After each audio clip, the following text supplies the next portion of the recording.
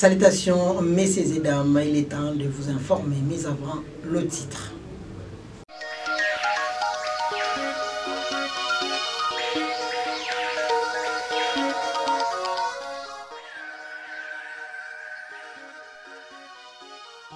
« 29 août 1999, 29 août 2024, soit 25 ans se sont écoulés depuis que la promotion des abbés Richard Mavungu, Roger Matandou, Ferdinand Makoko, Crispin Ndunda, Constant Bamba ont été ordonnés prêtres du diocèse de Boma par son Excellence Monseigneur Joachim Mbadou Kikela Kupika. Voilà tout pour les titres, mesdames et mesdemoiselles et messieurs. Une fois de plus, bienvenue à cette grande édition du journal sur la télévision diocésaine Nguizani. L'abbé Roger Ediela, vicaire à la cathédrale Notre-Dame de l'Assomption, a présidé ce jeudi la messe d'action de grâce de la promotion de prêtres 1999, ordonnée le 29 août par Monseigneur Joachim Mbadou Kikela Kupika à Libère. Suivez. 29 août 1999, 29 août 2024, soit 25 ans se sont écoulés depuis que la promotion des abbés Richard Mavungu, Roger Matandou, Ferdinand Makoko, Crispin Ndunda, Constant Mbamba Lufumbu ont été ordonnés prêtres du diocèse de Boma à Libem par son Excellence Monseigneur Joachim Mbadou Kikela Kupika. Sur ce, les fidèles de la paroisse cathédrale Notre-Dame de l'Assomption étaient en fête en ce jeudi 29 août à la messe matinale pour accompagner les 25 ans de sacerdoce, un moment d'action de grâce. Dans son homélie, l'abbé Roger Ediela est revenu sur le don du sacerdoce qui est un don venant de Dieu. Personne ne peut s'arroger ses dons. La Bible dit, particulièrement en Saint Jean, que la vérité, libère. Mais nous les hommes, nous contredisons Dieu en disant la vérité blesse et donc elle n'est pas bonne à dire. Si vous êtes apôtre de la vérité, dites la vérité et soyez prêts à vivre ce que vous devez vivre.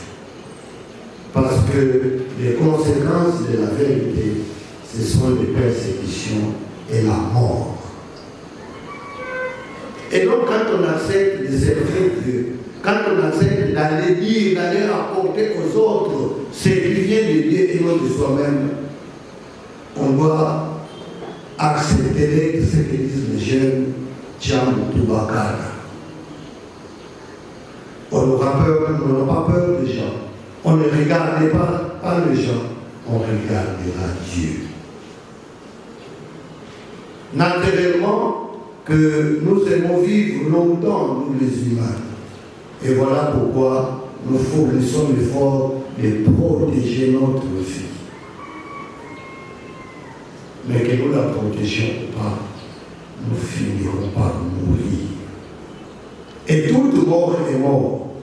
Qu'on soit assassiné, qu'on meure malade, qu'on soit empoisonné ou quoi, c'est une mort. Et donc, nous n'avons pas à la craindre parce que tôt ou tard, elle viendra. Mais si nous voulons nous protéger en disant la vérité, sachons que c'est deux morts qui nous attendent, la mort physique et la mort spirituelle.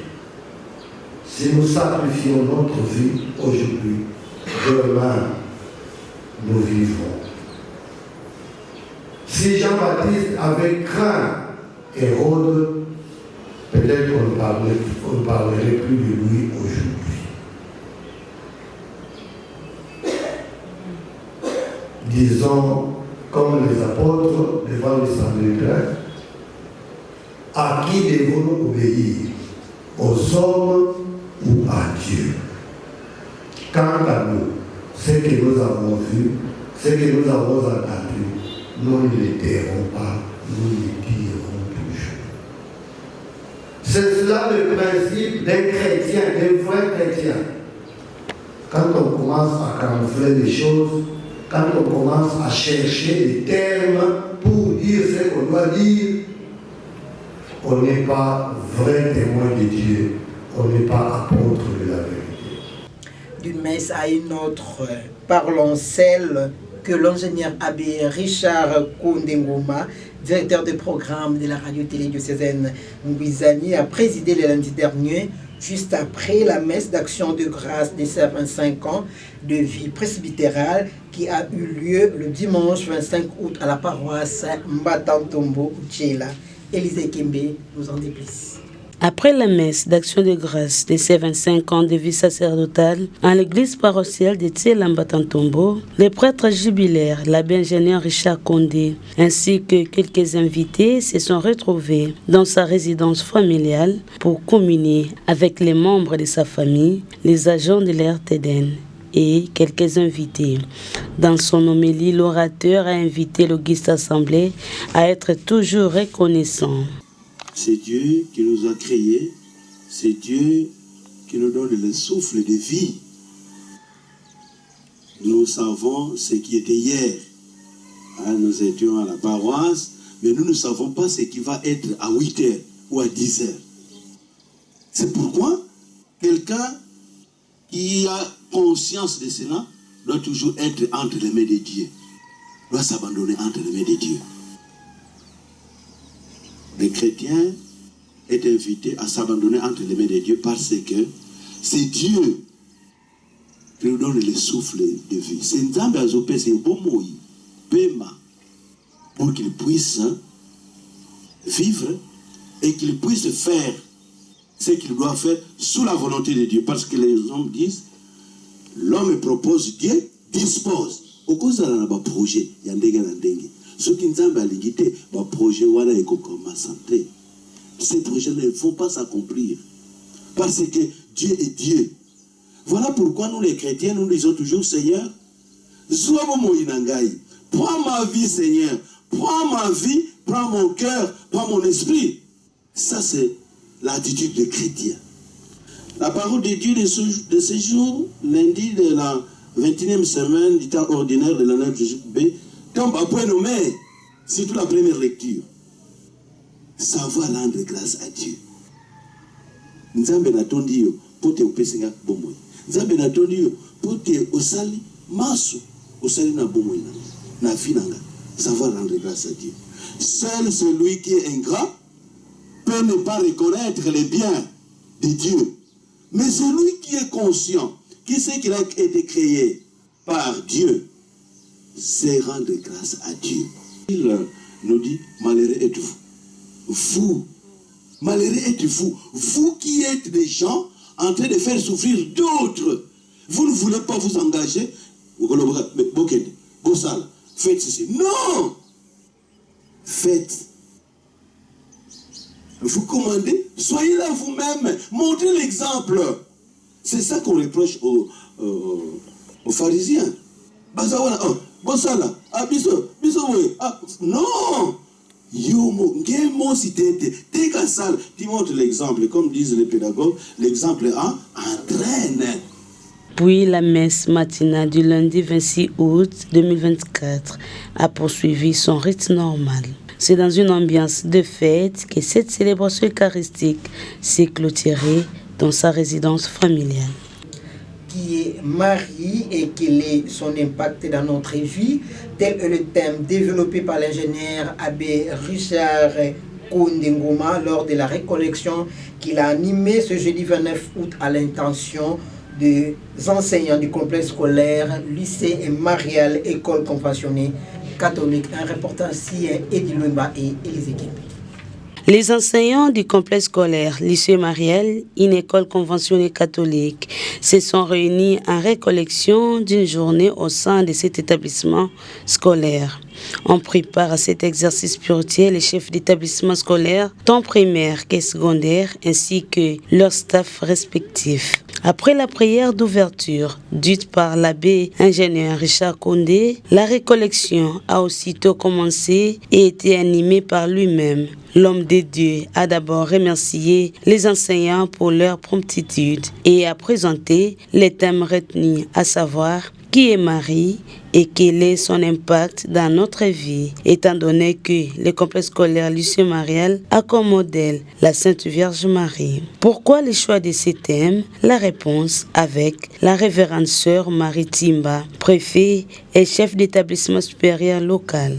Je voudrais que nous puissions avoir quand même les maris avec ses qualités, avoir les qualités de Marie dans notre vie, même quand nous enseignons, même quand nous dirigeons. Et comme l'abbé vient de le souligner, Marie a quelques qualités, par exemple l'humilité et puis être aussi l'humilité, donc être humble quand vous enseignez, bien quand même vous dirigez, et puis d'autres qualités. Donc c'est ça pour que notre enseignement soit de qualité. Par exemple, quand vous venez aussi, nous allons aussi organiser une récollection avec le même thème. Il faut que les enfants puissent d'abord connaître qui est Marie et puis le rôle que Marie joue dans notre vie de chaque jour. Et les parents, s'ils veulent aussi adhérer à nous, qu'ils viennent comme ça, ils vont aussi nous accompagner dans cette logique-là de suivre Marie dans notre école. La rentrée jusqu'ici elle est maintenue pour le 2 septembre, ce sera lundi. Donc, comme nous avons déjà passé notre première réunion des enseignants, c'était le 23 et aujourd'hui c'est la récollection. Et le lundi c'est pour recevoir les enfants qui viendront pour la première fois et même les anciens. Les parents aussi qui veulent aussi venir et puis qui viennent aussi inscrire les enfants parce qu'il y a des parents qui viennent inscrire les enfants à la rentrée. La rentrée scolaire 2024-2025 approche à grands pas avec une date de reprise fixée au 2 septembre sur toute l'étendue du territoire national. À Boma, une réunion préparatoire a regroupé le chef d'établissement des écoles publiques et privées à l'ITP Nzadi ce jeudi 29 août 2024. Élisée Kimbe et Eddie Luemba ont signé ces reportages.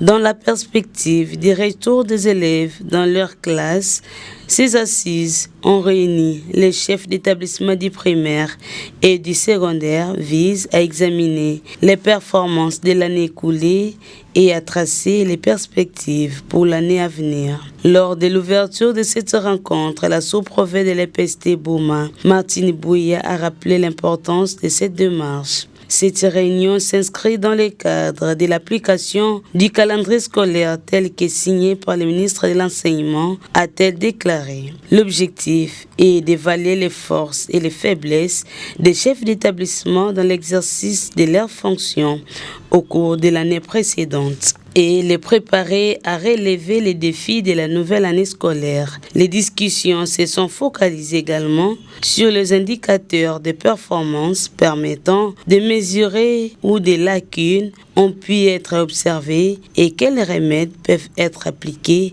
pour garantir le respect des instructions officielles, a précisé Martine Bouya. Cette réunion vise ainsi à renforcer les capacités des chefs d'établissement et à les outiller pour qu'ils puissent exercer correctement leurs tâches dans leurs écoles respectives.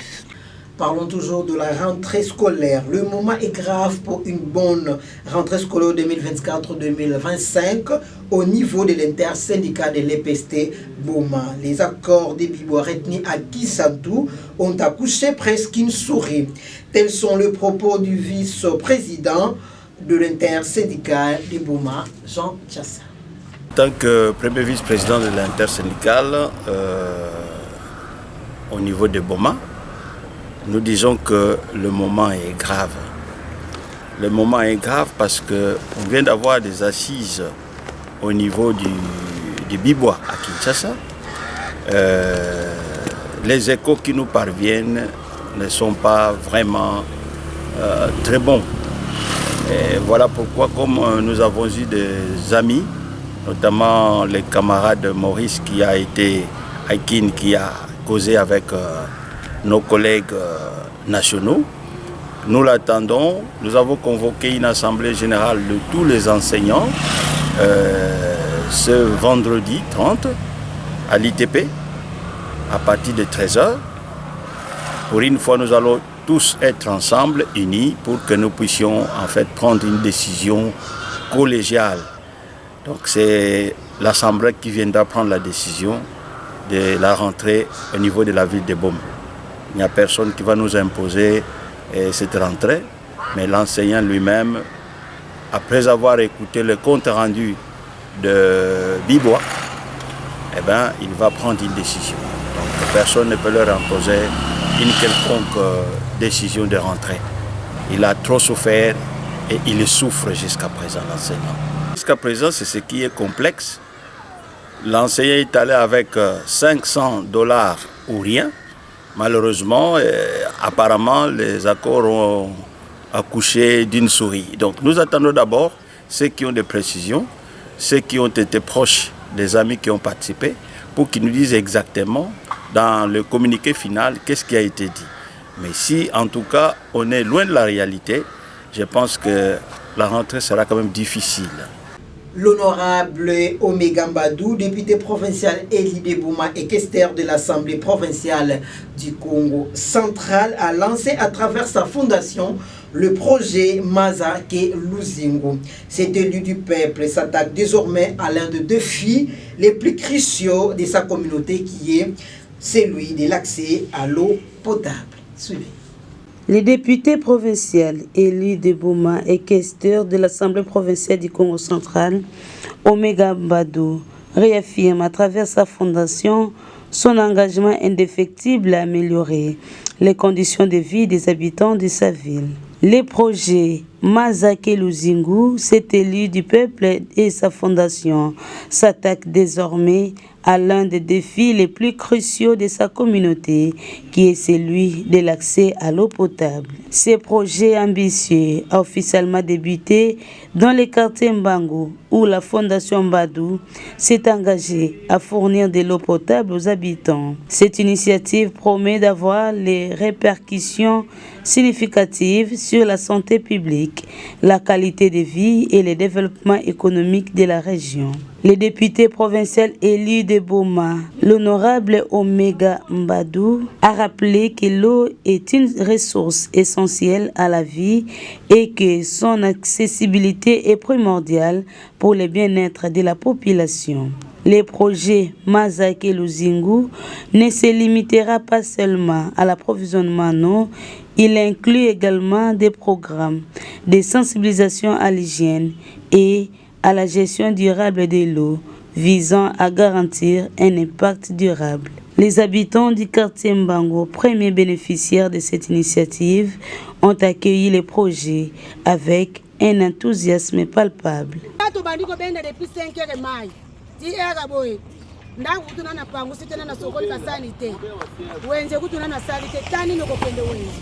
Voilà.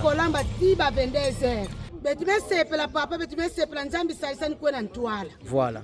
kiese mingi maza monte na zulu kwa pasi papa. Maza kina tumutumisa betu. Okay. Nzambi sa kumuna nikuwe na ntwala lokola papa Jacques. Kwa kuba prince masa kuma mtipa Jacques salaka. Ani voit lokola tata nani. Ici est de signaler que l'accès à une eau propre et salubre réduit non seulement les risques de maladies hydrauliques, mais améliore aussi les conditions sanitaires générales. Parlons santé à présent. Préoccupé par l'impact de Mpox, le Haut Commissariat des réfugiés craint de voir cette épidémie devenir dévastatrice pour le déplacer. Le détail dans ces récits de Nicole Ngimbi. D'après les informations rapportées par cette agence des Nations Unies, l'Organisation mondiale de la santé OMS a dans son récent rapport révélé qu'il y a à ce jour plus de 18 000 cas suspects et 615 décès en RDC. Et le plus souvent est plus de 220 cas de la nouvelle souche, Clade 1B, dans le pays voisin de la République démocratique du Congo. Dans la province du Sud Kivu en RDC, l'une des régions le plus touchés par la maladie. Au moins 42 cas suspects étaient identifiés parmi la population réfugiée. Des cas confirmés et suspects ont été également enregistrés parmi les populations réfugiées en République démocratique du Congo au Rwanda. Par ailleurs, dans le pays où des cas ont été confirmés ou suspectés au sein de la population nationale, des activités d'information, des sensibilisations ont été lancées pour garantir l'accès à des informations précises dans les langues parlées par les communautés déplacées, mais l'ampleur de l'évolution de la pandémie signifie qu'il n'y a pas suffisamment d'agents de santé communautaire pour répondre aux besoins.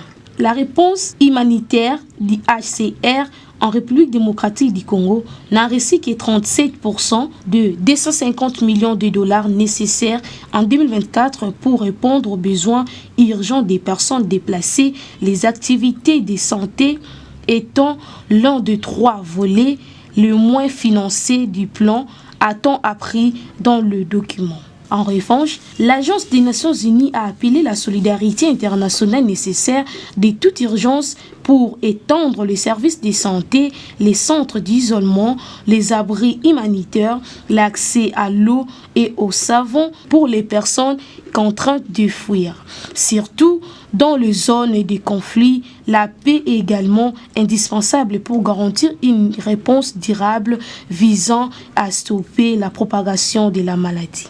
C'est la fin de cette édition. À vous tous qui nous ont eu à mi-chemin, les rappels des titres.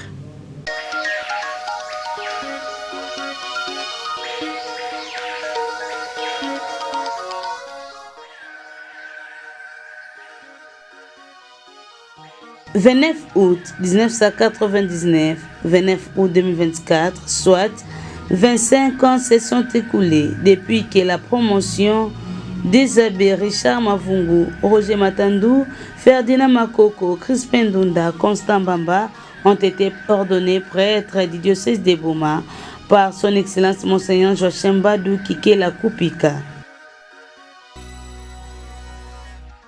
C'est la fin de cette grande édition du journal d'Élysée Kimbe et Edi Louemba, réalisé par Crépin Goumba, la mise en onde de Dompemba. À vous, chers téléspectateurs, excellent suite des programmes sur la chaîne diocésaine.